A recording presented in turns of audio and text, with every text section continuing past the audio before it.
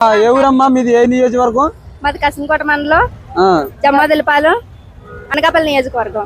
ఈసారి మీ అనకాపల్లిలో ఎవరు గెలుస్తారమ్మా? భరత్ గెలుస్తారా లేకపోతే రామకృష్ణ గారు ఖచ్చితంగా అయితే జనసేన తరపున అయితే ఏంటి రామకృష్ణ గారు, పంతాల రామకృష్ణ గారు ఖచ్చితంగా వస్తారు. ఆయన ఎంపీగా అయితే సీఎం రమేష్ గారు ఖచ్చితంగా కన్ఫామ్ గా వస్తారు.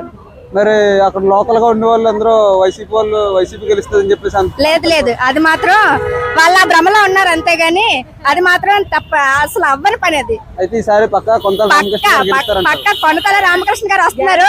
జై జనసేన, జై పవన్ కళ్యాణ్. ఈసారి యలమంచిలి నియోజకవర్గంలో ఎవరికి అవకాశం ఉంది అనుకుంటున్నారు? కన్నబాబు గారికా లేదంటే విజయ్ కుమార్ గారికా?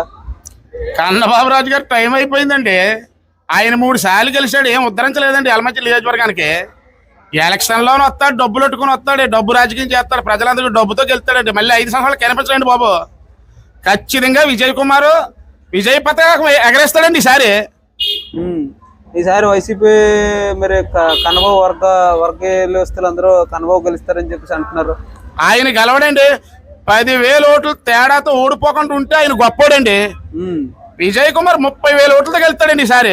అంత మెజారిటీ వస్తుందంటవా? ఖచ్చితంగా వస్తుందండి. ఎలా చెప్పగలరు మీరు? నియోజకవర్గం మొత్తం 1 సైడ్ అయిపోయిందండి. ఆయన 3 సార్లు చూసారండి. 1 సారి 2 సార్లు కాదు, 3 సార్లు చూసారు. నియోజకవర్గాన్ని ఏ అభివృద్ధి చేయలేదండి. మా పూడిమడకి అదే బొమ్మ చూపిస్తా అన్నాడు, బొమ్మే చూపిస్తున్నాడండి. మా పూడిమడకి అయితే అసలు అభివృద్ధే లేదు. పూడిమడకి అయితే 1 సైడ్ ఎలక్షన్ అండి. 10,000 ఓట్లు, ఆయనకి అయితే 1,500 ఓట్ల కంటే ఎక్కువ రావండి. ఏ నియోజకవర్గం నుంచి వచ్చారమ్మా? మీ నియోజకవర్గం క్యాండిడేట్ ఎవరు? ఎమ్మెల్యే క్యాండిడేట్ ఎవరు కొట్టేద్దాం అనుకుంటున్నారు? ఎందుకని?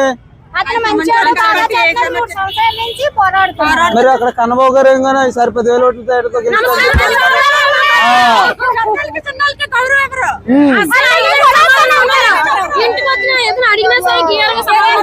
ఈసారి కంపల్సరిగా మీరు విజయ్ కుమార్ గెలుస్తారు.